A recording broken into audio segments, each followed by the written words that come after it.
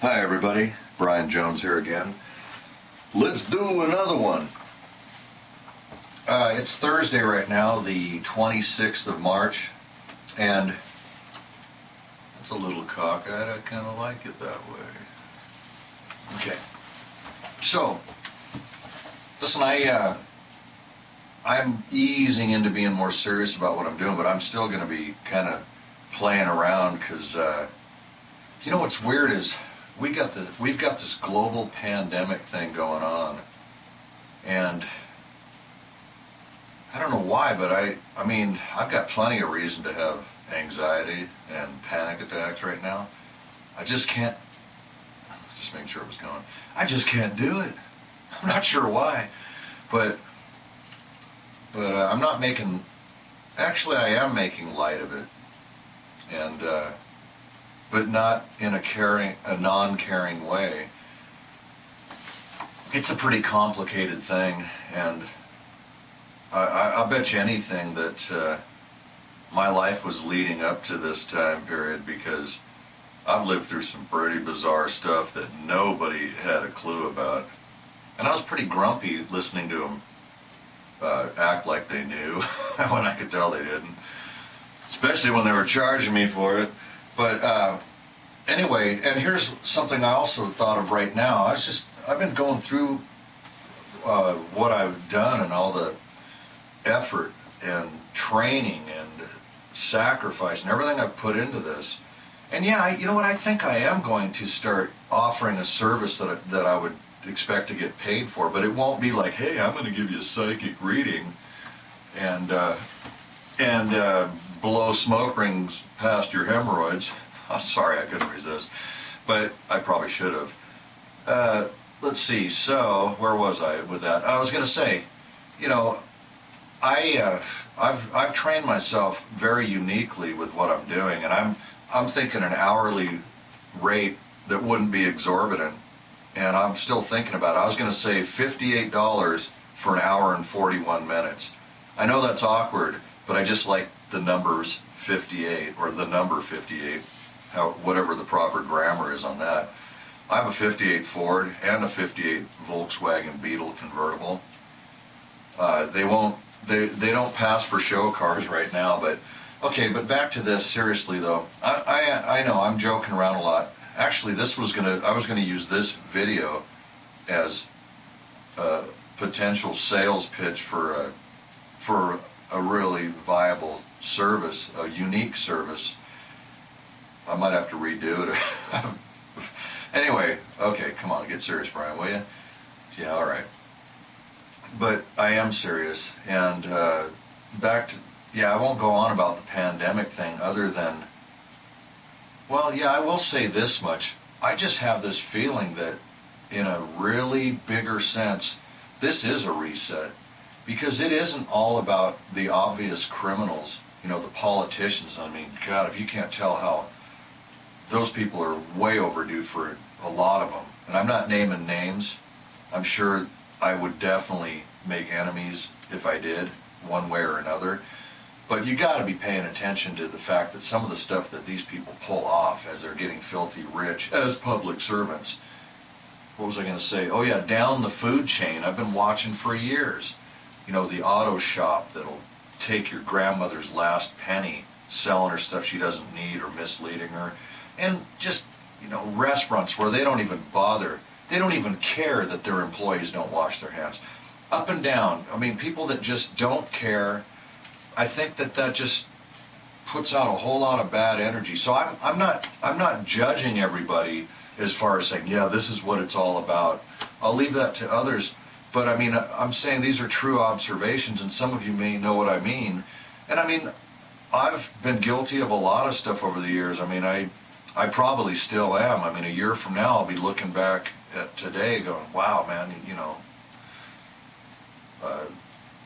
maybe. I don't know, maybe not. But, I mean, I'll tell you what, looking back 20 years ago, I certainly cringe. Even, yeah, well, I've put a lot of effort into wanting to better myself, and like I said, I don't look good on paper right now. But anyway, so I better focus on what I'm doing here. I want to show you a couple things that I did, and let's see. One of them is from probably 1998, and the other one's from 1999. This is when I was really focusing on what David Oates calls reverse speech. These are really clear, literally clear. I mean, the language is pretty damn clear to understand. And here's the bonus on this, or the bullseye of what I want to say, is I actually reached out after I got my impressions. And one of them, I think, is really pretty stunning about pulling out additional information, very specific, out of it. The other one you could kind of guess at, but I think phonetically the phrase is right there. And I'll explain as I go. But yeah, let me ramble on here a little bit. Let me think. What was I going to ramble on about? Just other than these are very weird times, and I personally myself, I've lived through some really bizarre things, and I mean some really, really heavy-duty things, and a lot of things that defied gravity, linear time physics. I mean, I know I was right there. I saw it, and I never was able to pin it down. I'll go back, and I'll spare you the X-Files philosophy, but literally a line from an episode of the X-Files. I thought it was pretty crafty, but anyway, I just say that the things that the rock polisher that my soul's been swimming around in for a while just was pretty unique, and I think maybe it was leading up to this point, because I'm sure there are a lot of people that are just shaking big time right now. Good people that are so busy raising kids. I never did. I mean, I saw it coming a long time ago. I was like, man, I don't want to be responsible for any children. I mean, I was having trouble taking care of myself, and I was thinking, I know what it's like when, and I guess this is pretty typical. Anyway, I just avoided all that because I saw that. I mean, somebody said once it changes you. Being a parent, if you're paying attention to your kids, or you're really trying to do it, that can really put you in.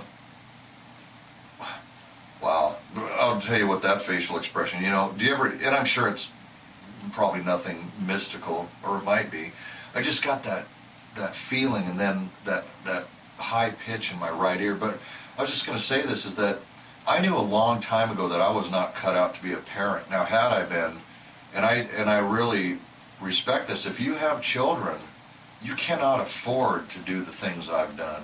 You've got to feed your kids. You've got so much responsibility, and boy, I can't imagine what that would be like. So, I don't know. I mean, that's one of the reasons why I was really delving into this, is because, I mean, I don't remember what point in my life I really started thinking that I was here for a purpose. I mean, before that, I started drinking really heavy, and that's one way to desensitize yourself, especially if you've got a lot of hormones going, and you like fast cars and you don't care about much of anything.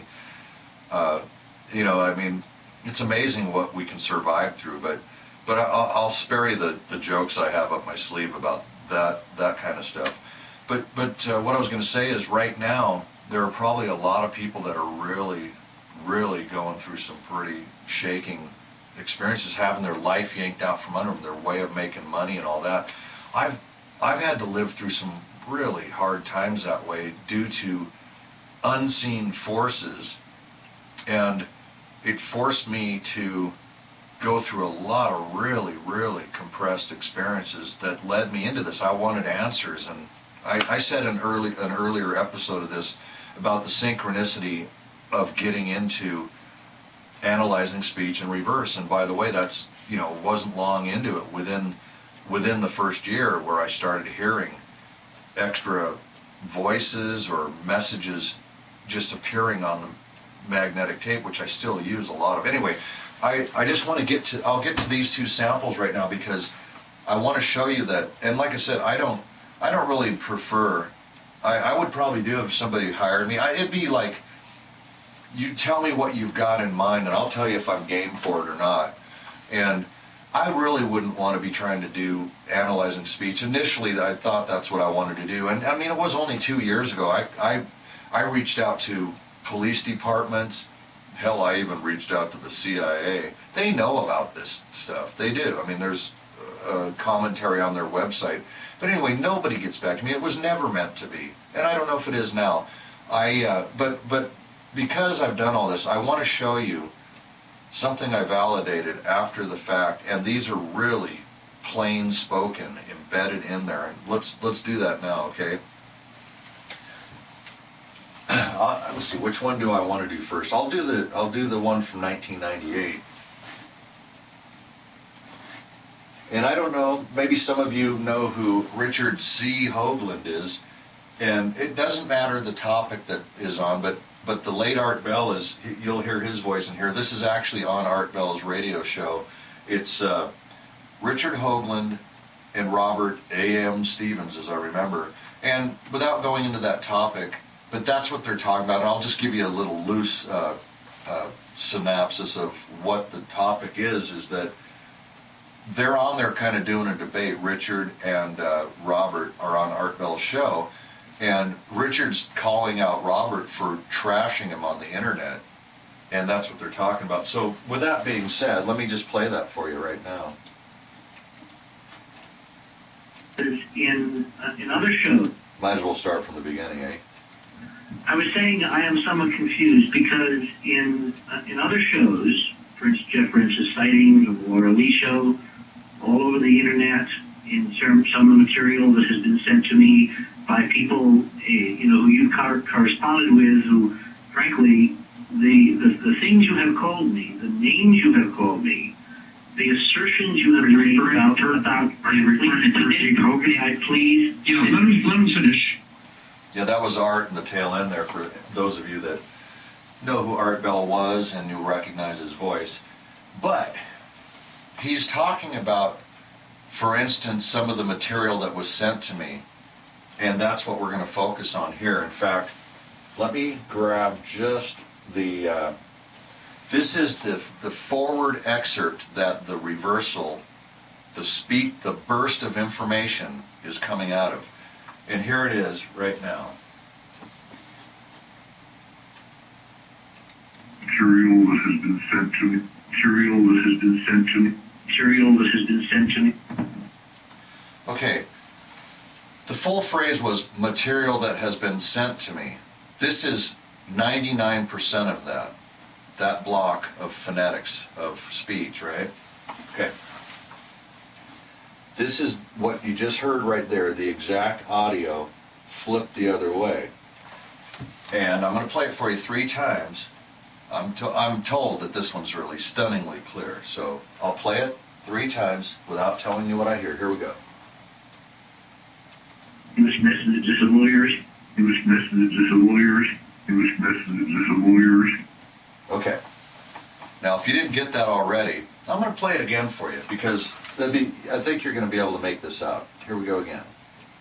English messages of lawyers. English messages of lawyers. English messages of lawyers. Okay, now let me tell you what I hear of this. This message is a lawyer's. English messages of lawyers. English messages of lawyers. English messages of lawyers. Okay, so think about this. Right out of the phrase, material that was sent to me, you flip it over, and I certainly do, here, this message is a lawyer's. Well, I was able to, at the time, back in 1998, I believe it was, I had kind of a distant rapport correspondence, very minimal, with Mike Barra, who was helping Richard with the Enterprise mission, and we conversed back and forth through email. I don't know if I ever talked with him on the phone. I never talked with Richard, or even had an email exchange. You know, he was busy guy, and anyway, I asked Mike. I sent him that, and I said, "Hey, will you ask Richard if this is a hit?" You know, I was so excited about this phenomenon. I didn't know. I mean, I stuck with it for a few years, but I started shifting over to what was often called ITC, instrumental transcommunication. At least I had heard that term first from listening to Mark Macy on Art Bell's show in 1998. So without going into that one at this point, Mike Barra was able to get Richard to comment on it to him, and he said that the material that was sent to him that he was referring to was actually documentation or something on the internet that this Robert guy was posting about him, and that came from an attorney. And I know which attorney it was. I'm not going to mention his name, but think about that. I mean, that is a direct hit. In fact, so anyway, that's the way that goes. And I just wanted to point out that that's a great example to show another layer of pertinent and important information if you're trying to access additional information to decipher what's going on somewhere. So let me get rid of this one here, and we'll bring up this other one. Oops. Unsmooth, but I know what I'm doing. Besides, like I said, this is just semi-casual. In fact, so, what was that one called again? Oh yeah, here we go. Now this one here is also from a radio show. It was a show that Peter Weisbach had I believe this is 1998 or maybe 1999. And Peter's show was called The Quest. Believe it or not, Peter actually interviewed me, and he was amused by me at the time, and I think he repeated it too, but he was a business guy. I remember I got a hold of him when I went from the reverse speech into the more ITC thing, and by then he just basically was like, hey, I'm done with that, I'm on to other things. He got it back into the political radio thing, and then I don't think he's in radio anymore, but his show was called The Quest, and this is an author, and I listened to the show. It was kind of intriguing, and I kind of agree with it. This is a Dr. Brad Blanton, the guest, and he was talking about his book, which I think was fairly recently published, and it was called Practicing Radical Honesty. And he was basically saying, and I agree with this too, and maybe some of you would, is that in society, we're just conditioned to be dishonest so we don't hurt people's feelings, and that just takes away from the raw nature of what we are, which, you call it intuition or whatever. Some people are a lot more sensitive than others, but I think it's an inherent trait that we really do pick up things psychically or telepathically, and we have dreams, we have things come to us, sometimes we know the phone's going to ring, all that stuff that a lot of people talk about. I really wanted to push the boundaries to try to pull that into, across from the unconscious, unseen, unheard realms into the physical plane, so I could put it down under the microscope, the audio microscope, and once you capture that energy, you can do a lot with it. You're probably feeling things, a lot of people do, but they're going right by you. But if you just simply capture that energy and sound, anyway, but Dr. Blanton's saying that if you really get, like, I think he even said this, like if your wife, I know this is, anyway, yeah, I probably will finish that thought, is that like if your wife says, do I look fat in these pants or this dress? You basically, if she does, you say yes, and it might hurt her feelings, but then she'll get over it. And if you get used to being that blunt and honest with each other, you're not living so much of a dishonest way of being. It's just false, right? I mean, I'm not saying that everybody should go out and do that one example, but it's kind of a potent example, I guess. But he said that if you're willing to do that, once you get past the hurt feelings and all that conditioning, that you will be a lot closer to the raw nature of what we are, which is probably a lot more sensitive and telepathic. And I mean, if you're doing things that are false, and maybe you think you're doing the right thing, it's still false, right? I'm not saying you should tell everybody to look fat and what they're wearing or anything like that right now. But anyway, this sound file starts out with a woman talking about how if we go to the next quantum leap, speech will be unnecessary. And And Dr. Blanton's saying, hey, he's basically saying, no, let's not just keep putting everything off down to the future. And that's a really good philosophy that probably a lot of people that are people of action know that. The time is now. There's no time like the present, that whole thing. So he says that, and then he says, I mean, it's kind of hard to follow the grammar, but he basically says, I've got people saying you must be telepathic, you must be psychic, along the lines of what I just laid out. Very loose interpretation of what he's saying. But let me play that for you now, this segment.